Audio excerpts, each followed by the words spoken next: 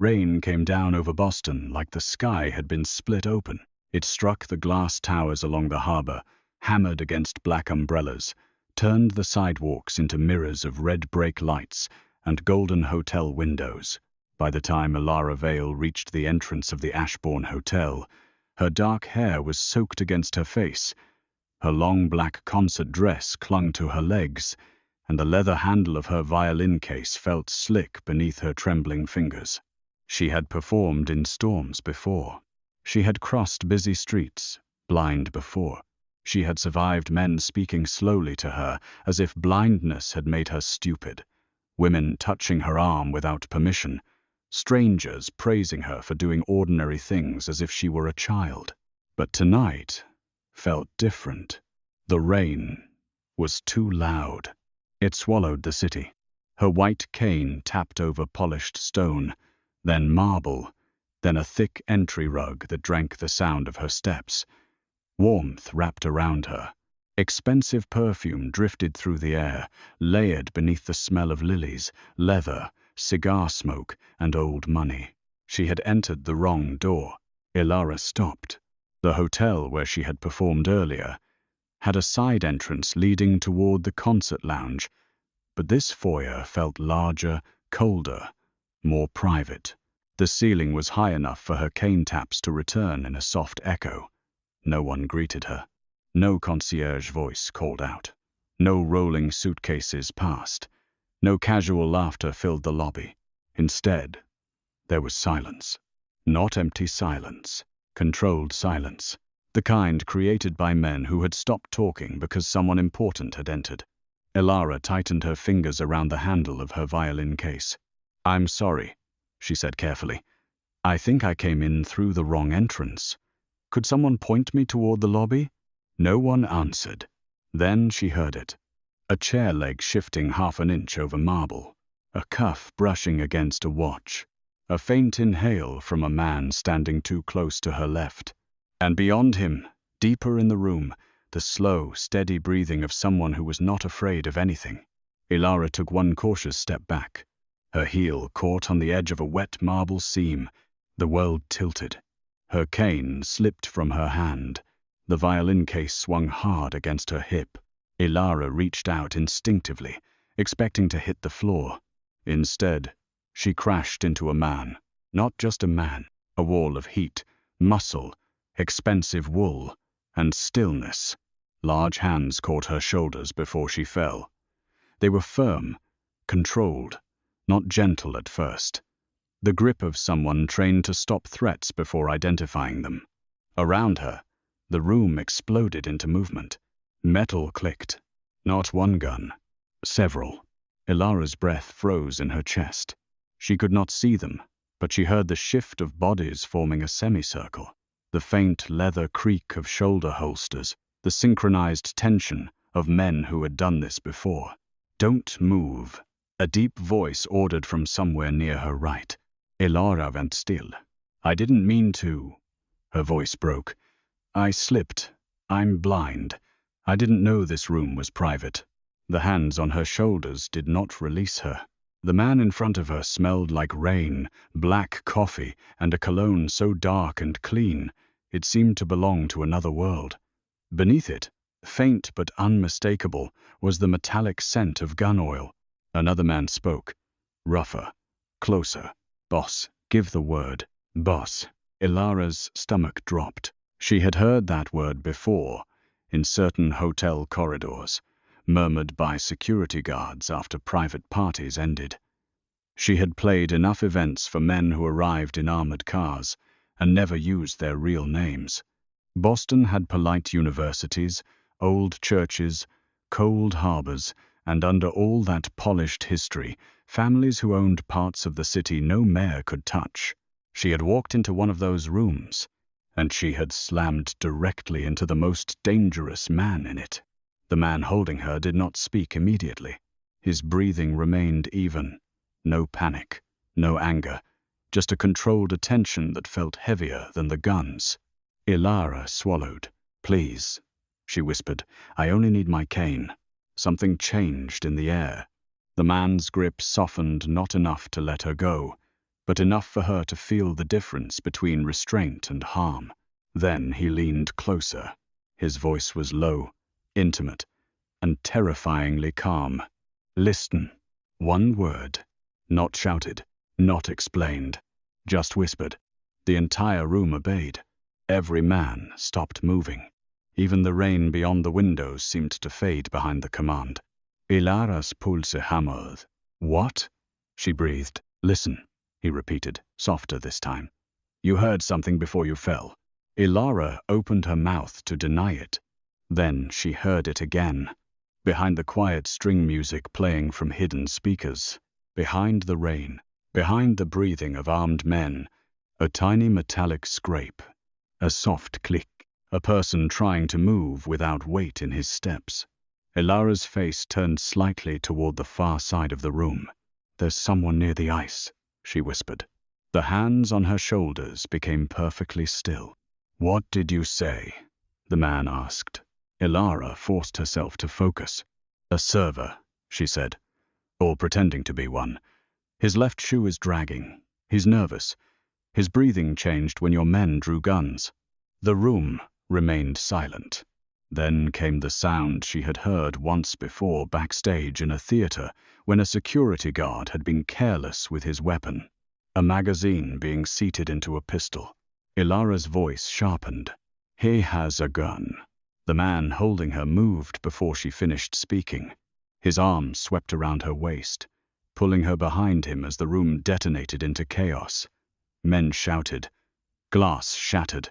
A suppressed shot cracked through the ballroom, striking the column where Roman Bellini's head had been one heartbeat earlier. Elara hit the floor, but not alone. The man dropped with her, covering her body with his own, as the world became thunder, feet pounding, weapons drawn, a table flipping, someone screaming, the sharp crash of an ice sculpture breaking across marble. Her violin case slammed beside her. She reached blindly for it, panic rising. "My violin." "I have you," the man said against her ear. She hated the way her body believed him. The chaos ended faster than it began. One final blow, a body hitting the ground. Agroan. Then silence. This silence was different. Shocked, breathless, afraid. The man lifted slightly from above her but did not move away. "Are you hurt?" he asked. Elara's hands were shaking so badly she could barely push herself upright. "No." His hand found her cane and placed it back into her fingers. She clutched it like a lifeline. "I need to leave," she said. "You saved my life." "I saved my own," she snapped before she could stop herself. "I happened to be standing next to you." A faint pause. Then, impossibly, he laughed once under his breath. Not warmly, not casually, more like a man surprised to find something alive in a place where everything had been dead for years. "What's your name?" he asked. Elara lifted her chin. "No." Around them, men shifted uneasily. Someone whispered, "No?" The man in front of her seemed amused. "No?" he repeated. "You don't get my name because you have guns and a nice suit." Another pause. This time the silence held a different charge. Then the rough voice from earlier cut in. "Boss, we need to move. Rinaldi's men could have more shooters nearby." Rinaldi. Elara had never heard the name, but the way the room reacted told her enough. The man before her stood. His shoes moved closer, not rushed, not uncertain. "Elara Vale," another voice said suddenly from somewhere near the wall. 28. Violinist. Played the private benefit downstairs tonight. Elara's blood chilled. The man in front of her went still. "Who told you to look her up?" he asked. "No one, boss. Security has the event sheet." His tone lowered. "Do not say her name again." The room seemed to shrink around that sentence. Elara's fingers tightened around her cane. "So now you know who I am," she said coldly. "And I still don't know who you are." A few men went so quiet. She knew she had said something dangerous. The man answered anyway. "Roman Bellini." The name moved through her like cold water. Even Elara knew that name. Everyone in Boston knew it, though most pretended they didn't. Bellini meant restaurants that never failed, construction companies that won impossible contracts, charity galas full of judges and senators, black cars parked outside old North End buildings, and men who lowered their voices when speaking of certain streets. Roman Bellini was not a businessman. He was the kind of man businessmen paid to fear. Elara stepped back. Romain lit here. That surprised her more than anything. "I'm going home," she said. "No," he replied. The single syllable was quiet, but it shut down the room. Elara's anger rose because fear had nowhere else to go. "You don't get to decide that. The man who tried to kill me saw your face. I'm blind. He isn't." Her throat tightened. Roman took one slow step closer. His voice dropped, meant only for her. "Elara, the people who sent him will assume you heard something useful. They will come for you before midnight. You don't know that. I do. Because you live like this? Because I created half of this darkness," he said. "And I know how it moves." That honesty stopped her. Most men would have softened the words, made excuses, called it business or politics or family history. Roman did not. He let the truth stand between them, ugly and sharp. Elara hated that she respected it. "I'm not getting into a car with you," she said. "I didn't ask you to. You just said I couldn't go home. I said you couldn't go home alone." "Same thing." "No." His voice was controlled, but something dangerous moved beneath it. "If I wanted to force you, you would already be in my car. I am offering you information, protection, and a choice." Elara laughed once, bitter and shaky. "Men like you always call control a choice." The room became deathly silent. Roman said nothing for a long moment. When he finally spoke, his voice was lower. "You're right to be afraid of me." Elara's breath caught. "But be more afraid of Victor Rinaldi." Victor Rinaldi. There it was again, a name like a shadow behind every gun in the room. Roman turned his head slightly. "Matteo," the rough voice answered. "Yes, boss." "Send 2 cars to Miss Vale's apartment. Quietly. No lights, no scene. If anyone is waiting for her, I want them alive." "And her?" Roman's attention returned to Elara. She felt it like heat against her skin. "She decides." That was the first thing he did that truly unsettled her. He gave the order to protect her, then left the next step to her. Elara stood in the ruined ballroom, soaked from rain, surrounded by men with weapons, her violin case lying beside shattered ice and broken glass. She wanted to run. She wanted to scream. She wanted to wake up in her small apartment in South Boston, with tea cooling beside her and sheet music scattered on the couch. Instead, she heard one of Roman's men answer a phone. "A pause." Then his voice changed. "Boss." Roman did not move. "What?" 2 men just entered her building. The air left Elara's lungs. The man continued. They had a key. Roman's silence became lethal. Elara felt the room turn with him, every man sensing the change. "How?" Roman asked. "We don't know yet." Roman exhaled slowly. Then he stepped closer to Elara, close enough for her to feel the heat of him, but not close enough to touch. "Elara," he said, "you can hate me in the car." She wanted to refuse. Pride rose first, then fear. Then the sound of that tiny metallic click returned in her memory. A gun behind music. A death she had heard before anyone else. Her apartment was small, old, and easy to break into. Her lock stuck when it rained. Her downstairs neighbor slept with the television loud. No one in that building could protect her from men like the ones currently inside it. Elara bent, found her violin case, and lifted it. "I sit by the door," she said. Roman's voice softened almost imperceptibly. "Yes. And no one touches me. No one touches you, including you." Another pause. "Yes." Elara heard something in his tone then. Not offense. Restraint. That frightened her more than his power. Because power, she understood. Restraint required intention. The ride through Boston was silent, except for rain against armored glass. Elara sat in the back of Roman Bellini's car with her body angled toward the door, one hand around her cane, the other pressed over the latches of her violin case. Roman sat across from her. She could feel his attention, controlled and constant. He did not pour her a drink. He did not tell her to calm down. He did not touch her. That made it harder to hate him cleanly. "You're staring," she said. "Yes, at a blind woman. At a woman who heard death under a string arrangement in a room full of armed men." She turned her face toward the window. "I've spent most of my life listening because people assume I can't understand what I can't see. And what do you understand about me?" Elara almost smiled. "You're used to being obeyed. Yes, you're angry. But not because someone tried to kill you, no? You expected that part." Her fingers traced the seam of her violin case.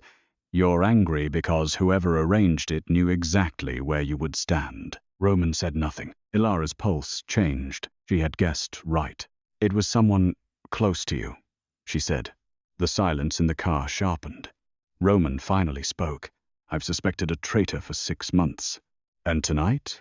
Tonight he got close enough to put a bullet in my head. Then, why were you listening to me?" "Because everyone else in that room was looking for danger." His voice lowered. "You were hearing it." Elara did not know what to do with the warmth that moved through her chest. She pushed it down. "Don't make me special. I hate that. I'm not." "You are." "No, Elara." Roman leaned forward slightly. She heard the leather seat respond to his weight. "Special is what people call something they want to admire from a safe distance. Useful is what I call something that keeps me alive." She turned toward him fully. "Did you just call me useful?" "I called you accurate." Against all reason, a laugh escaped her. It was small, breathless, unwilling. Roman went very still. "What?" she asked. "Nothing."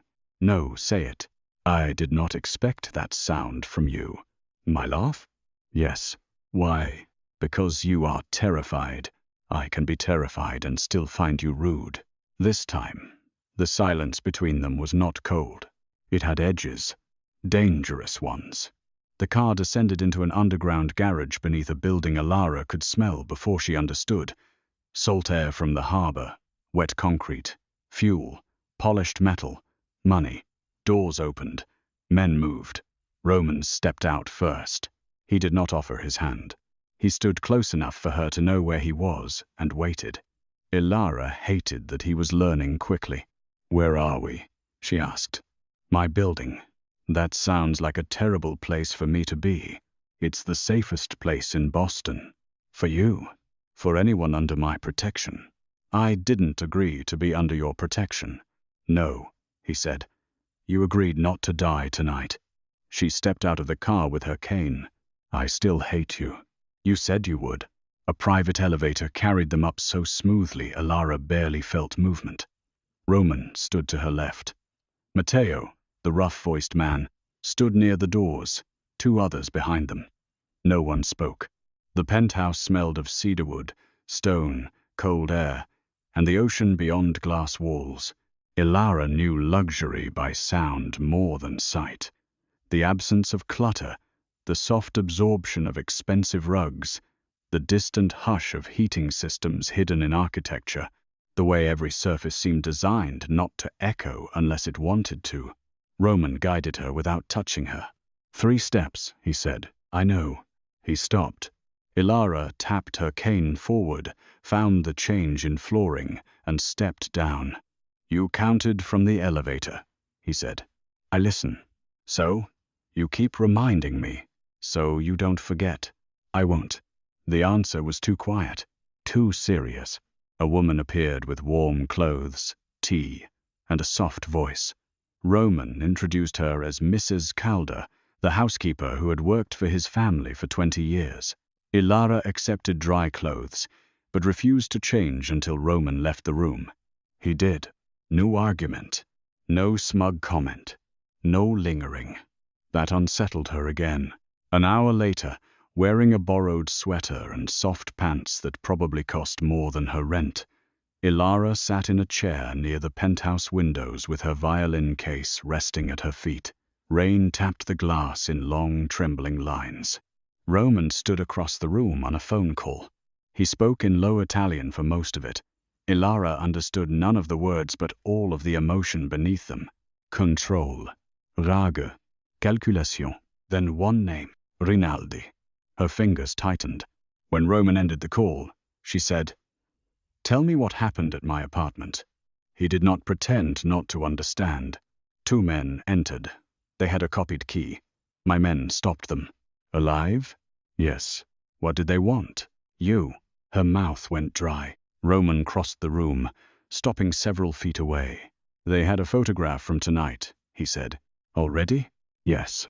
How? Someone inside the hotel sent it. The traitor. Likely. Elara closed her eyes, though darkness was all she ever saw. What happens now? I find him. And me? You stay here until I know you can go home safely. No. Roman said nothing. Elara stood too fast, cane striking the floor. No, she repeated. I won't be locked in some beautiful prison because your world spilled into mine. You walked into my meeting. I walked into a hotel during a storm and saved my life. And now, apparently, that means I lose mine? Roman's breath changed. Not anger exactly. Pain, quickly buried. You think I want this? He asked. I think men like you want everything. You're wrong. Emmy? He stepped closer. Elara held her ground. I want my traitor, Roman said softly. I want Victor Rinaldi on his knees. I want my city quiet again. His voice dropped. And I want you alive long enough to hate me properly. A dangerous warmth moved through her again. She hated that too. You don't know me, she whispered. No. Then don't act like losing me matters. Roman did not answer right away. When he did, his voice was almost too calm. Some lives become important in a single second. Elara's throat tightened. That sounds like obsession. It probably is. She should have stepped back. She didn't. The days that followed taught Elara how dangerous protection could feel when it was wrapped in luxury. Roman's penthouse had every comfort a person could imagine. Heated floors beneath her bare feet, meals prepared before she knew she was hungry, a music room with acoustics, so perfect her violin sounded like it was breathing. Mrs. Calder was kind without pity. Matteo was gruff but respectful. Roman remained present without hovering. And still, every locked elevator reminded Elara she was not free. On the second morning, she found Roman in the music room. She knew him by the stillness. Most people made small noises when they watched her play. They shifted, sighed, checked phones, breathed differently when moved. Roman did none of that. He listened like the music was giving testimony. Elara lowered her violin. How long have you been there? 4 minutes. That's specific. You stopped 3 times on the same phrase. She frowned. You noticed? Yes. Why? Because it made you angry. She set the violin down. You hear that too? With you? Yes. The words landed too softly.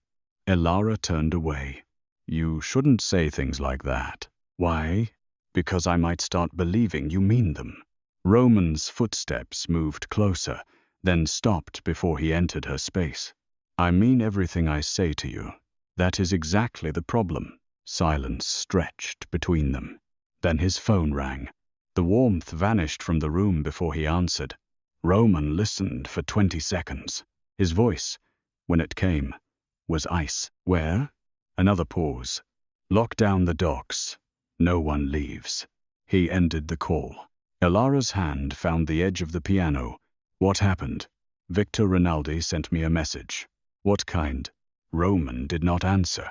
Elara turned toward him. What kind, Roman? It was the first time she said his name. He noticed. She could feel him notice. A body was left at one of my warehouses, he said. Elara went still. Because of me? Because of me. That's not an answer. It's the only one you need. No. She stepped toward him. Don't do that. Don't protect me by making me ignorant. Roman's voice hardened. Ignorance keeps people alive. No. It keeps them dependent. That struck him. She heard it in the silence. Then he said, "The man at the warehouse was the fake server from the hotel." Elara's stomach turned. The assassin? Yes. But you captured him. We did. Then how? Someone gave Rinaldi access before we could question him. The traitor, again. Closer than close. Elara slowly sat down. So the person inside your organization knows your safe places, your prisoners, your movements. Yes. And now they know I'm here. Roman's silence answered. Elara should have panicked. Instead, something cold and focused moved through her. What did the assassin sound like? Roman's tone shifted. What? The man from the hotel. Did you question him at all before he was taken? No. He was unconscious, but he spoke before the shooting. Roman went still. Elara closed her eyes, reaching back into the chaos of the ballroom. The rain, the guns, the string arrangement, the fake waiter breathing too quickly.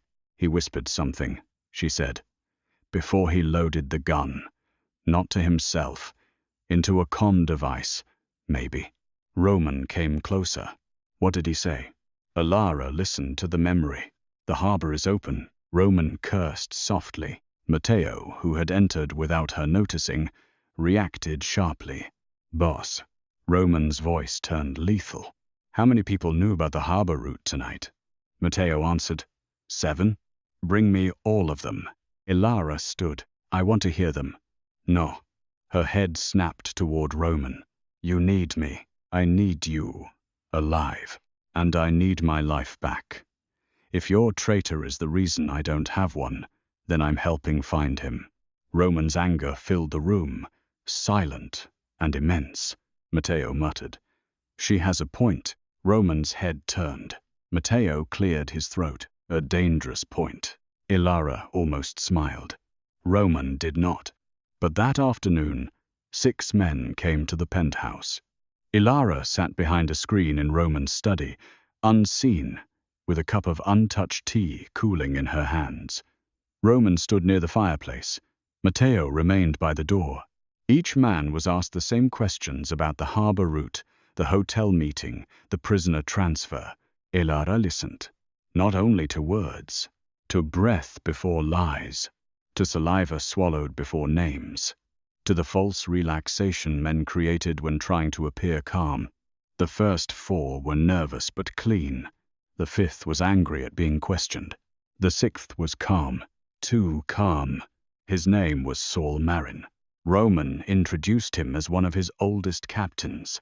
Saul had a smooth voice, expensive dental work that clicked faintly on certain consonants, and a habit of tapping one finger against his ring when silent. Elara heard the ring before she heard the lie.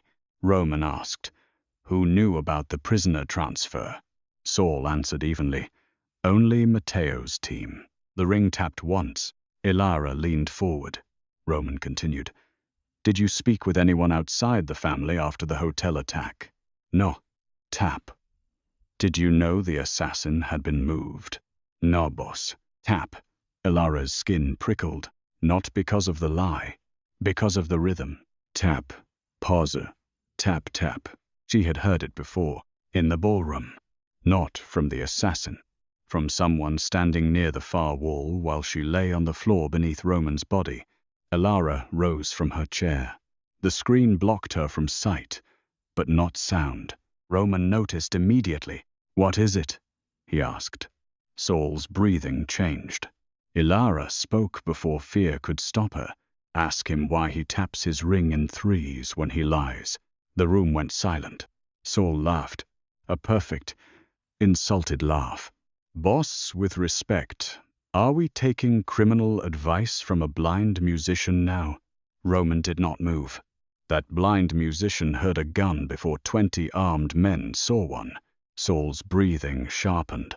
Elara stepped out from behind the screen. She could not see Saul's face, but she felt his attention hit her like cold oil. "You were in the ballroom," she said. "Everyone was in the ballroom." "No, you were near the west wall. You turned your ring 3 times after the first shot. Same rhythm, same hand." Saul scoffed. "This is absurd." Roman's voice was quiet. "Remove your ring." Saul did not answer. Matteo moved. The next seconds happened too fast. A chair scraped. A gun came free. Roman moved in front of Elara before she heard the full draw. Matteo struck Saul's wrist. The gun hit the floor. Men shouted. Elara stood frozen, heart pounding, as Saul was forced to his knees. Roman did not shout. That was worse. "You sold my hotel route," he said. Saul breathed hard. "Roman, my prisoner, listen to me. My city." Saul laughed then, bitter and desperate. "Your city," he spat. "You think this city loves you? You think loyalty survives fear forever? Rinaldi pays. You punish." Roman stepped closer. Elara heard the shift in him and knew violence was coming. "Roman," she said. He stopped, not because Saul deserved mercy, because she had spoken. Elara felt everyone in the room understand it at the same time. Her voice could stop him. That power terrified her. Saul noticed too, and smiled. "There it is," Saul whispered. "The weakness." Roman's silence turned black. Saul lifted his head toward Elara's direction. Rinaldi was right. She isn't just a witness. She's the leash. Roman hit him once. The sound cracked through the room. Elara flinched, but did not look away. A few minutes later, Saul was dragged out. The study smelled of sweat, leather, and fury. Roman stood with his back to her. She knew because his voice came from the window. "You should not have seen that." "I didn't." He exhaled sharply. "You know what I mean." Elara touched the edge of the desk. "He called me your weakness." "Yes. Is he right?" Roman said nothing. That silence frightened her more than an answer. Elara walked toward him slowly, counting steps, cane brushing the rug. "Roman, don't. What?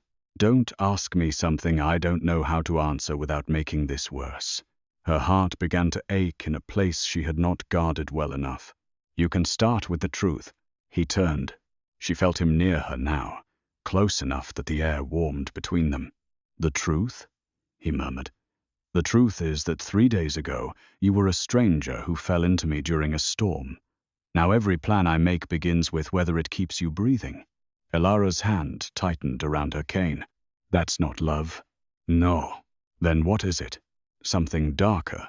Her breath caught. Roman's voice lowered. "Something I am trying very hard not to put in your hands." The space between them became unbearable. She could feel him almost touch her. His hand lifted, stopped, lowered. That restraint did more damage than contact would have. Elara whispered, "I'm not yours." "I know." "Do you?" His answer was raw. "I remind myself every minute." She stepped back first, because if she didn't, she was afraid she would step closer. The attack came that night, not at the penthouse. Roman was too prepared for that. It came through music. A message was delivered to Elara's phone from an unknown number. At first, Mrs. Calder thought it was spam, but when Elara played it aloud, the room changed. A violin. Her violin. A recording from years ago, when she had performed at a small church benefit after losing her sight. Her playing had been less refined then, full of grief and anger, the notes trembling as if she were cutting herself open with each phrase. Then a man's voice entered over the music. Victor Rinaldi. Smooth. Older. Amused. "Miss Vale," he said. "Roman Bellini collects beautiful broken things. He will tell you he is protecting you. He will tell you his cage is safer than the street. But ask yourself something. A pause. Why did Saul know your apartment address before Roman claimed to?" Elara went cold. Roman, standing across the room, did not move. Rinaldi continued. "Ask yourself how fast his men arrived. Ask yourself whether you stumbled into him by accident, or whether powerful men arrange storms when they want something rare delivered to their door. The recording ended. Elara could barely breathe. Roman said her name. She stepped back. Elara. No. That message was designed to, did Saul know my address before the hotel? Roman's silence was too small. Too late. Elara's voice broke. Answer me. Roman's jaw shifted. Yes. The room seemed to fall away. You said he got it from security after the attack. I said security had your event sheet. That's not the same thing. No. Why did he know my address? Roman's voice was controlled, but the control was costing him. Because my people gather information on every person working private events involving my family. It is standard protocol. Elara laughed, but there was no humor in it. So I was background checked, because I played violin near criminals. Yes. And you didn't tell me? No. Her chest tightened with humiliation. All this time, you let me think I still owned some part of myself. Roman stepped closer. You do? No. Her voice sharpened. You had my address, my name, my life, probably my medical history and my bank account, before I ever knew you existed. I didn't look at the file until after the attack. That is supposed to comfort me? No. His voice dropped. It is supposed to be the truth. Elara grabbed her violin case. Roman's tone changed. Where are you going? Anywhere that isn't yours. It's not safe. Neither are you. The word struck him. She felt it. For one terrible second, she wanted to take them back. But she didn't. Roman said quietly, I won't stop you. Elara froze. Matteo made a low sound of protest. Roman cut him off. She walks out if she wants to. Elara's throat burned. Of all the things he could have done, this was the cruelest. He gave her freedom when she was angry enough to use it. Mrs. Calder pressed a coat into her hands. Matteo quietly said he would send men at a distance. Elara refused. Roman said nothing. She left the safest place in Boston, with rain beginning again beyond the glass doors. And for 3 blocks, no one touched her. No one followed close enough for her to hear. No one stopped her. That was how Victor Rinaldi's men took her. Not with guns blazing, not with dramatic threats. A van door opened beside her, on a narrow street near the harbor. A cloth pressed over her mouth. An arm locked around her ribs. Elara struck hard with her cane, heard someone grunt, heard her violin case hit the pavement, heard a man curse in Italian. Then darkness became deeper. When she woke, the first thing she heard was water. Not rain. Harbor water. Slow waves striking old wooden pilings beneath a warehouse floor. Her wrists were tied to the arms of a chair. Her head throbbed. Her cane was gone. Her violin case sat somewhere nearby. She could smell the rosin and old varnish. A man hummed softly. The voice from the recording. Victor Rinaldi. You are difficult to collect, Miss Vale. Elara forced her breathing to stay even. And you're exactly as theatrical as I expected. He chuckled. I see why Bellini is distracted. I doubt you see much clearly. A pause. Then a slap of sound, not skin, but a hand hitting the table beside her hard enough to make her flinch. Careful. Elara swallowed. Fear moved through her, cold and bright. But fear had been with her for years. She knew how to function beside it. What do you want? She asked. Roman Bellini's weakness. I'm not that. No? Rinaldi walked slowly around her chair. His shoes had hard soles, Italian leather, a slight limp in the right foot. He let Saul live long enough to talk because you said his name. He allowed you to leave because you were angry. He has half the city looking for you right now. Elara's stomach twisted. Roman was looking for her. She hated the relief that came with that thought. Rinaldi leaned closer. Tell me how you identified Saul. No? Then tell me what else you heard at the hotel. No. You realize bravery is less charming when no one is coming fast enough to reward it. Elara smiled faintly. You talk too much for a man who thinks he's winning. The room went still. Rinaldi laughed softly. Then he snapped his fingers. Someone dragged her violin case closer and opened it. Elara's heart lurched. No. Ah, Rinaldi said. There she is. A hand lifted the violin. The old wood gave a soft, familiar creak. Elara pulled against the restraints. Don't touch it. Roman Bellini can replace it. No, he can't. Rinaldi came closer. Then give me something useful. Elara's breath shook. The violin was not expensive by Roman standards. It was not a museum piece. It was not rare enough to impress men who bought art to hide money. But it had been hers since she was 17. It had absorbed grief, rage, hunger, ambition. It had been held against her collarbone on nights when the world seemed too large and too dark. It was not an object. It was memory with strings. Rinaldi knew it. Men like him always knew where pain lived. Last chance, he said. Elara lowered her head. Then she heard something, far away, beyond the warehouse. A boat engine slowing, too steady for harbor traffic. Then another. Then tires over wet concrete. Black SUVs. Roman. Rinaldi heard nothing yet. Elara lifted her face. You're right, she said quietly. Rinaldi paused. About what? Roman does have a weakness. He leaned in. Elara smiled. He thinks he has to arrive before I save myself. She slammed her bound wrist downward, tipping the chair sideways. The fall was brutal. Pain shot through her shoulder. Men shouted. Her cheek hit cold concrete. But the impact snapped one wooden arm of the old chair, loose enough for her to twist her wrist. She rolled toward the sound of her violin case. A man grabbed her ankle. Elara kicked backward hard, heel striking bone. He cursed. She reached into the open case, fingers finding not the violin but the spare bow tube. Carbon fiber. Strong. Long enough. She swung upward at the sound of breath. The man fell back with a broken shout.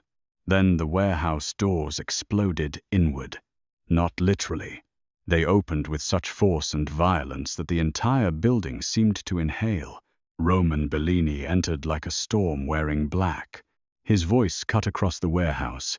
Step away from her. No one moved. Then all at once, everyone did. The fight was fast, controlled, terrifying. Roman's men moved through Rinaldi's guards with brutal efficiency.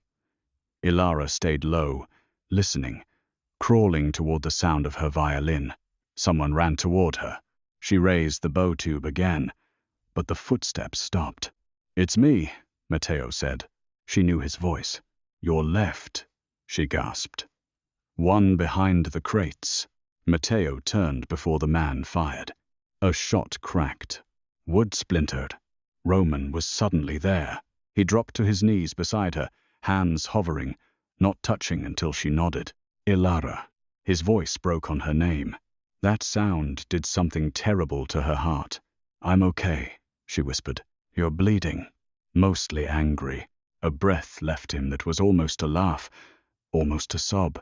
He cut her restraints with a knife. His hands were steady, too steady. Only his breathing betrayed him. Rinaldi was dragged forward by two of Roman's men, blood at his mouth, pride still intact. Roman stood slowly. Elara grabbed his wrist. He stopped instantly. Don't kill him for me, she said. The warehouse fell silent. Roman's pulse beat hard beneath her fingers. Rinaldi laughed weakly. There it is again, he rasped. The leash. Roman did not look away from Elara. He took you, and I'm still here. He touched what was yours. My violin is mine. My life is mine. My fear is mine. Her grip tightened.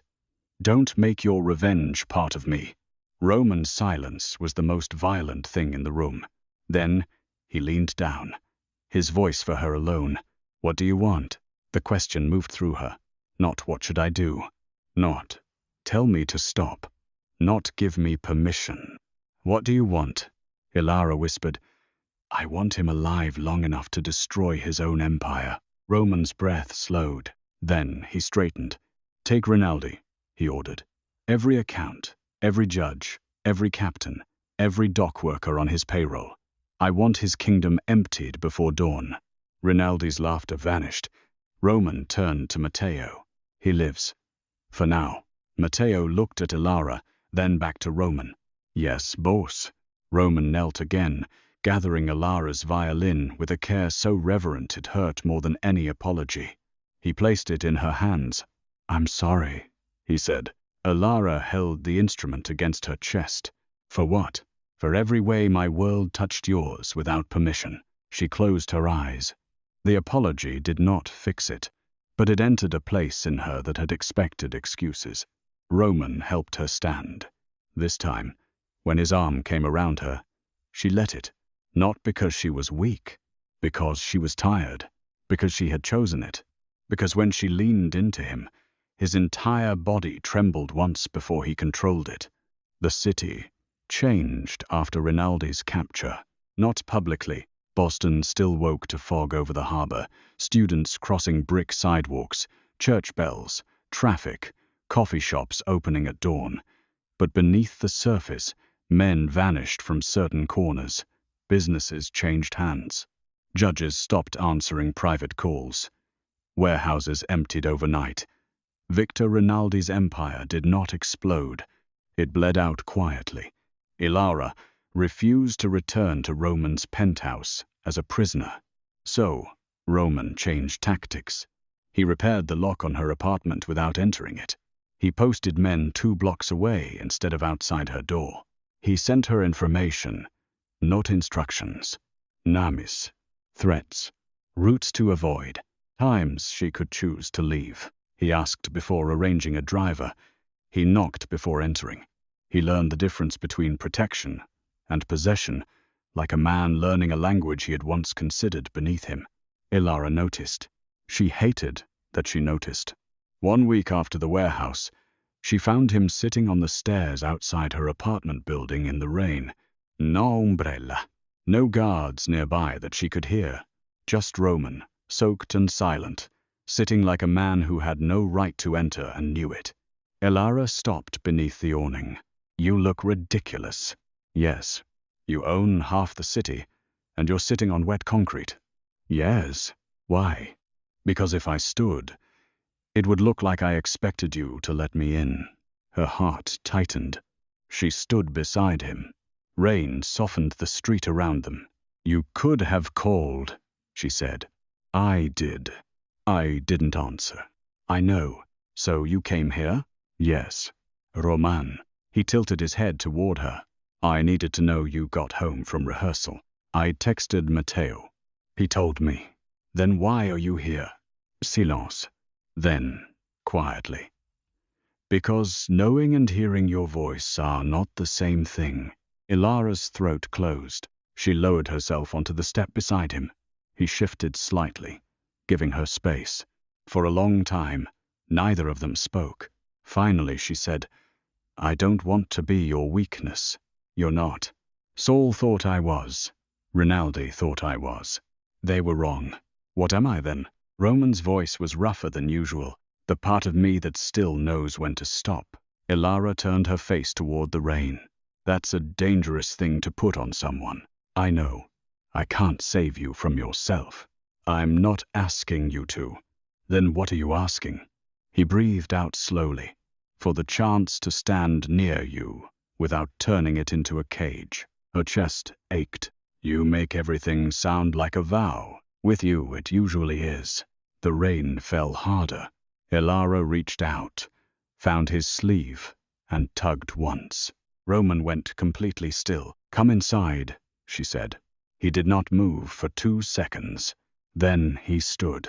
Inside her apartment, Roman seemed too large, too expensive, too dangerous for the small rooms she had fought so hard to make her own. He noticed everything.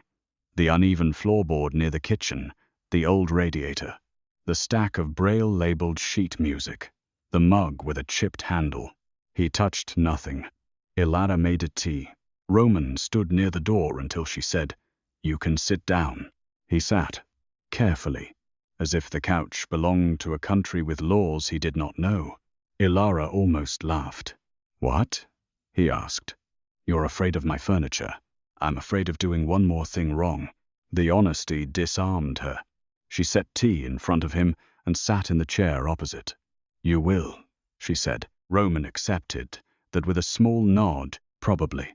And I will tell you, I expect nothing less." The warmth between them returned, quiet and dangerous. Elara wrapped both hands around her mug. "Why did you stop in the warehouse?" Roman looked toward her. "Because you asked me to. Is it that simple?" "No." His voice lowered. "Everything in me wanted him dead at my feet. But you stopped." "Yes." "Why?" "Because I realized I was about to use your pain as permission for my violence." Elara could not speak for a moment. Roman continued, "I have done many things I won't apologize for, but I won't make you the excuse for them." Her eyes burned, useless and full of tears anyway. "You're still dangerous," she whispered. "Yes, I'm still afraid of you sometimes. I know, and I still don't know what this is." Roman leaned forward, elbows on knees, voice quiet. "Then we don't name it yet." Elara smiled faintly. "You? Willing to leave something undefined?" With difficulty, she laughed. This time, Roman laughed too, softly, almost like a man remembering he was human. The final trap was set at the Ashbourne Hotel. 3 weeks after the storm, Roman announced a charity concert for the Bellini Foundation, a public event supporting music education for blind and disabled children across Massachusetts. The newspapers called it generous. Business leaders called it strategic. Roman's enemies called it arrogance. Elara called it bait. "You're using yourself," she said in his study the night before. Roman adjusted his cufflinks. "Yes, and me." His hand stopped. "No, Roman." He turned. "You perform only if you choose to," he said. "Not because I need you there. But you do need me there." His jaw tightened. "Elara, the remaining Rinaldi men won't move unless they believe I can expose them. If I'm on that stage, they'll come. I won't use you as bait." She stepped closer. "You don't get to call it using me when I'm choosing it." His expression changed. He still struggled with that. Her choice, her danger, her right to stand inside both. "I hate this," he said. "I know. If anything happens to you, you'll burn down the city?" His silence answered. Elara reached up. For a moment, her fingers hovered. Then she touched his face. Roman closed his eyes. The reaction was so immediate, so vulnerable, that her breath caught. "I need you to trust me tomorrow," she whispered. His hand lifted, covering hers against his cheek. "I trust you." "No, you trust my hearing, my instincts, my courage. But I need you to trust my decisions." His thumb brushed once over her knuckles. "That," he admitted, "is harder." "I know." His voice broke slightly. "But I will." The concert hall glittered the next night with chandeliers, black tuxedos, silk gowns, champagne glasses, and smiles sharp enough to cut.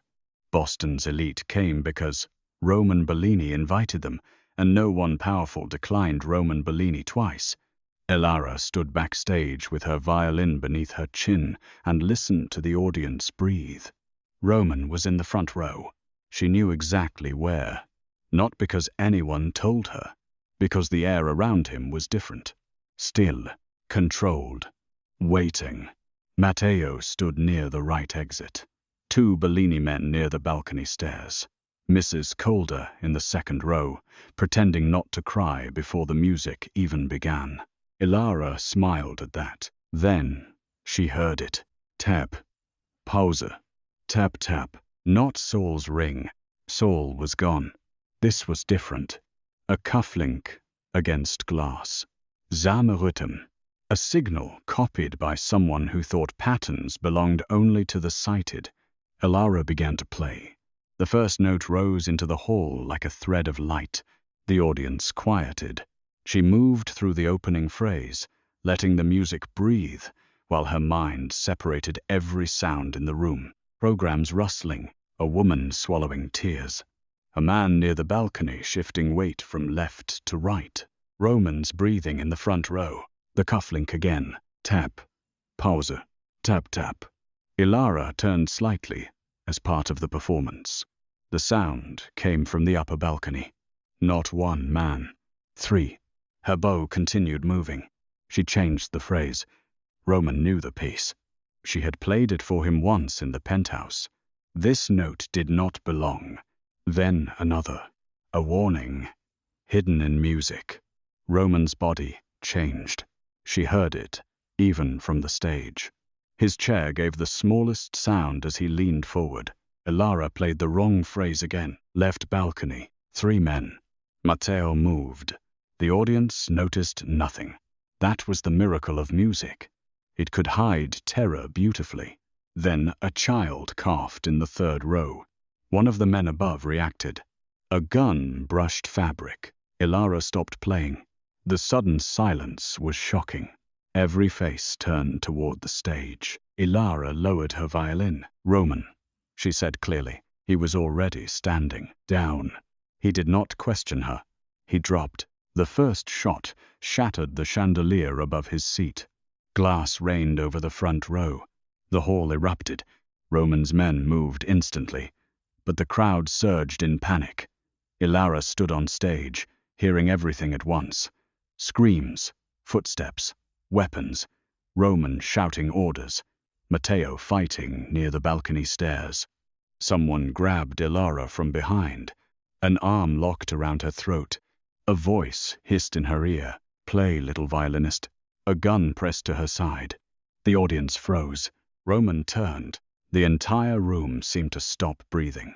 The man holding Elara dragged her to the front of the stage. "Drop your weapons," he shouted, "or Bellini watches her die in front of his donors." Roman stood in the aisle, glass on his shoulders, blood at his temple from a falling shard. His face was calm, too calm. Only Elara knew his breathing had changed. Only Elara heard the terror beneath the control. The gunman pressed the weapon harder into her ribs. "Tell them." Elara's fingers tightened around her bow. Roman's voice moved through the hall. "Elara, not a warning. A question. Do you want me to act? Do you trust yourself? Do you trust me?" She gave the smallest nod. Roman lowered his gun. Gasps rippled through the hall. The gunman laughed. "That's it. On your knees, Bellini." Roman slowly lowered himself to one knee. The sight of it sent shock through the crowd. The most feared man in Boston kneeling in broken glass because a blind violinist stood on stage with a gun to her side. Elara felt the gunman's attention shift. Pride. Distraction. His fatal mistake. She drove the heel of her shoe down onto his instep, twisted her body toward the arm holding the gun, and slammed the wooden frog of her bow into the nerve below his wrist. The shot went wide. Roman moved. Not wild, not uncontrolled. Perfect. Matteo tackled the second man rushing the stage. Roman reached Elara as the gunman fell, pulling her behind him with one arm, while disarming the man with the other. The hall shook with screams, then with silence. Roman did not chase the remaining attackers. He stayed with Elara. She felt the choice. Everyone did. His empire could wait. She could not. "Are you hurt?" he asked, voice low and shaking with restraint. "No." "Elara." "No," she repeated softer. "I'm not hurt." His forehead lowered until it almost touched hers. He stopped, just before contact. Always stopping, always asking without words. This time, Elara closed the distance. Her forehead rested against his, in front of Boston's elite. Police sirens approaching, glass glittering around them like ice. Elara Vale lifted her hand and held Roman Bellini's face. The room watched the monster become human for one woman, and Roman let them. By dawn, the Rinaldi organization was finished. The surviving attackers gave up names. Accounts were frozen. Politicians denied involvement too quickly. Men who had spent years hiding behind money discovered that Roman Bellini did not need to kill them to destroy them. He simply exposed enough truth to let their own fear do the work. Victor Rinaldi, already broken by the collapse of his empire, was handed to federal agents with a file so complete it made headlines for weeks. The newspapers called Roman Bellini a philanthropist caught in a tragic criminal conspiracy. Elara laughed for a full minute when she heard that. Roman did not. You find that funny? You? A helpless philanthropist? I have layers. You have lawyers. He smiled faintly. They were standing in the empty concert hall, 2 nights after the attack. The broken chandelier had been removed. The seats were clean. The stage smelled faintly of dust, polish, and memory. Elara had asked to come back. Roman had not understood why, but he brought her. No guards inside. Only Matteo outside the doors, pretending he was not listening. Elara walked to the center of the stage.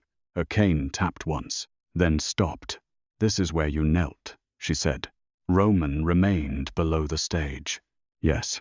You knew everyone would see. Yes. You didn't care. No.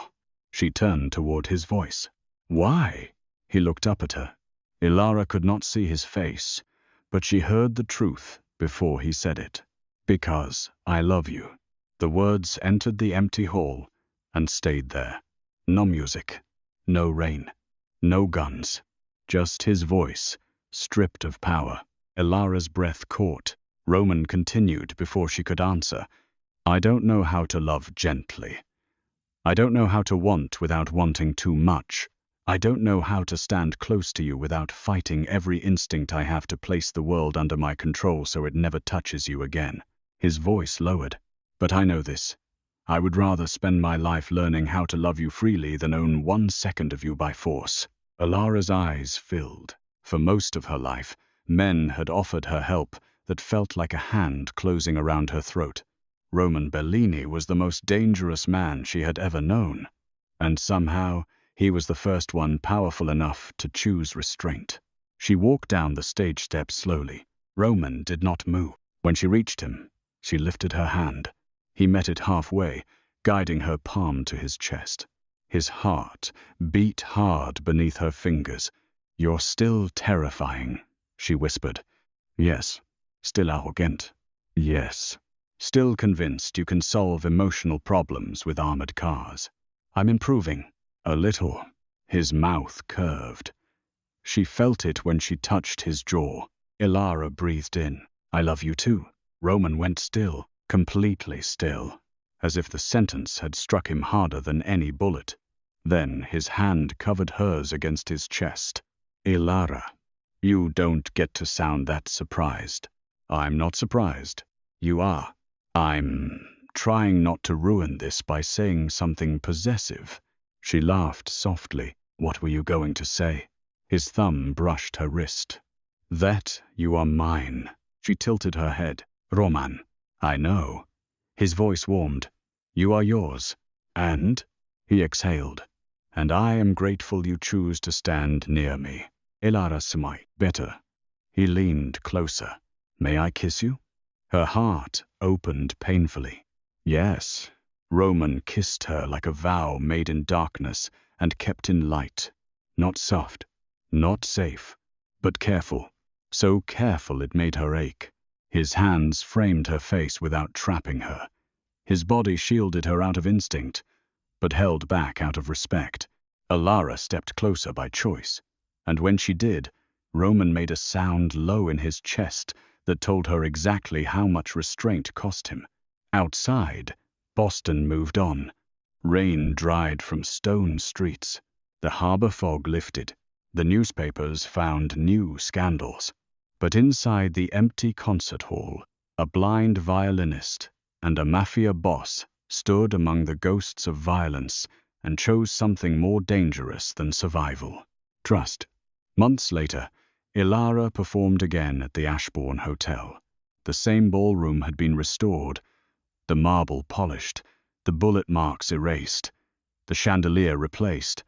Wealth glittered from every corner, as if nothing terrible had ever happened there. But Elara remembered. The rain, the wrong door, the guns, the one word that changed everything. Listen.